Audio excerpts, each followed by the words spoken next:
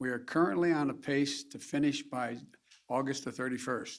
U.S. President Joe Biden on Tuesday held firm on his end-of-August deadline to withdraw completely from Afghanistan as the threat of militant attacks on American forces mounted.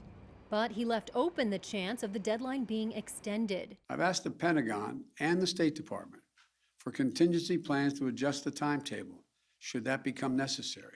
Biden also emphasized that each day on the ground in Afghanistan brings added risk to U.S. troops from an attack by an Islamic State affiliate.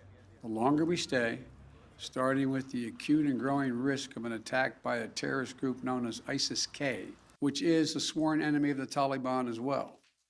Every day we're on the ground is another day we know that ISIS-K is seeking to target the airport and attack both U.S. and allied forces and innocent civilians. Biden also said he spoke with leaders of the G7 nations on Tuesday, telling them that completing evacuations by month's end is dependent on continued cooperation with the country's new Taliban rulers, who demanded that all foreign evacuations be done by that date. The developments follow what two U.S. officials said was a meeting between CIA Director William Burns and Taliban leader Abdul Ghani Baradar in Kabul on Monday to discuss the chaos in Afghanistan after the Taliban's unexpectedly swift takeover. The hardline Islamist Taliban had told thousands of Afghans crowding into Kabul airport in the hopes of boarding flights that they had nothing to fear and should go home.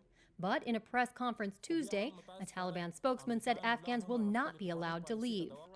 Meanwhile, the UN's human rights chief said she had received credible reports of executions of civilians and Afghan security forces who had surrendered. The Taliban has said it will investigate such reports.